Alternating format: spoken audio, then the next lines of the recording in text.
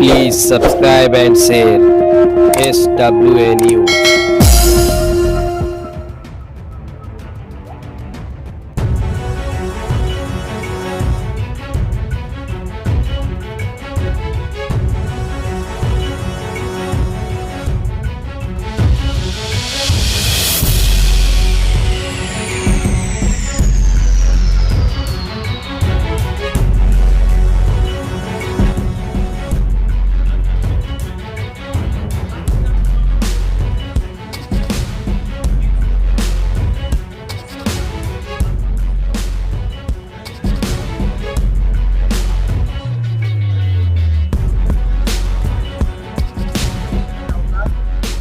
आज आपने जो ये मीटिंग बुलाई है और उसके बाद जो जनता को होने वाला फायदा है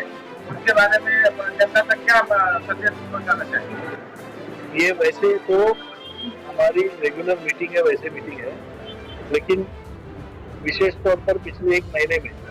हमारी ओर से हम लोगों ने माननीय मुख्यमंत्री जी एकनाथ शिंदे जी से मीटिंग की और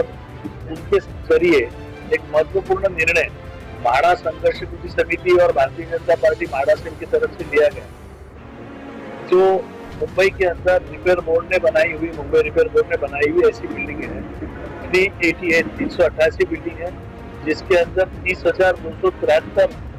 फैमिलीज रहती है, जो कई सालों से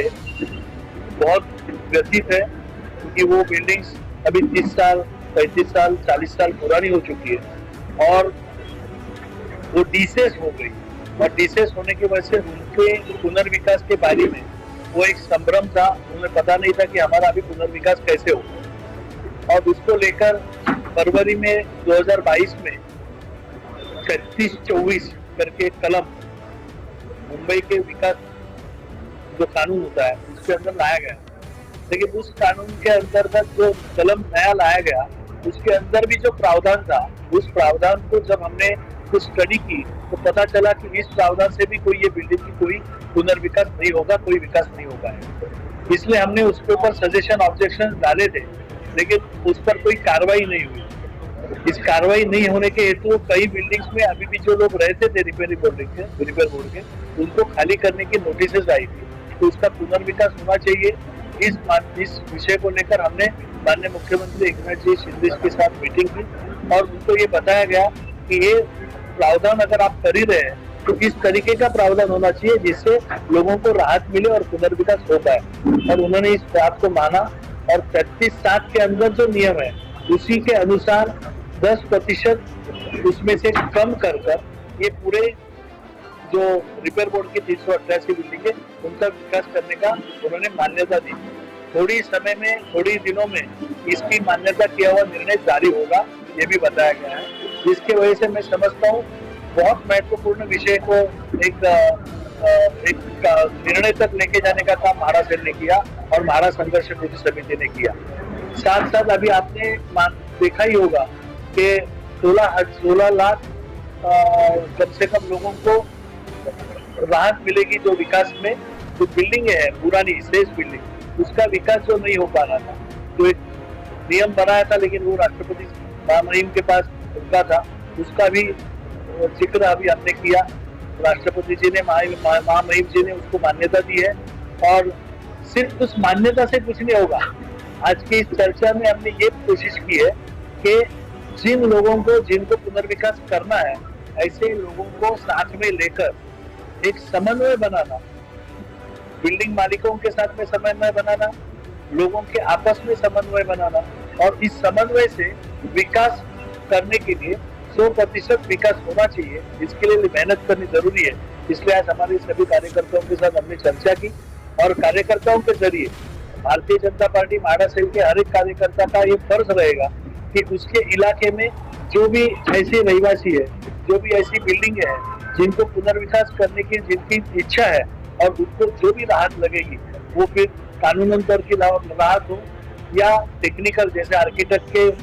मशवरे की जरूरत हो, तो उन्हें भारतीय जनता पार्टी म्हाडा सेल की तरफ से वो मुफ्त मशवरा देने का काम और सहायता देने का काम हम करेंगे। जनता को क्या बताना चाहेगी इस तारीख जनता को मतलब अभी ये तो हमारी सब रहिवासी तो हमारी जनता मित्र ही है ना, अभी इनको सबको ये राहत रहेगी और हम चाहेंगे कि भारतीय जनता पार्टी जैसे ही पक्ष के साथ वो रहे।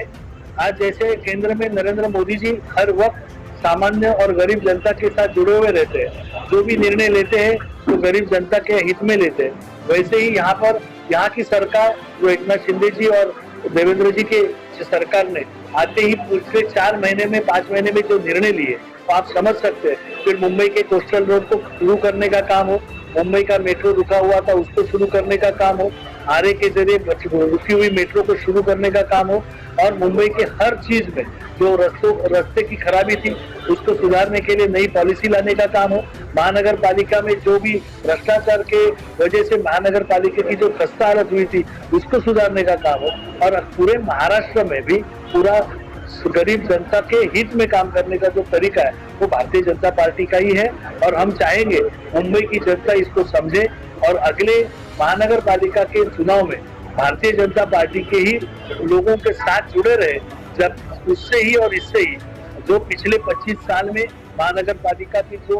हालत खस्ता करने का काम किया गया उसको सुधारने में और मुंबई को एक अच्छा विकसित शहर बनाने में हम लोग कामयाब रहेंगे।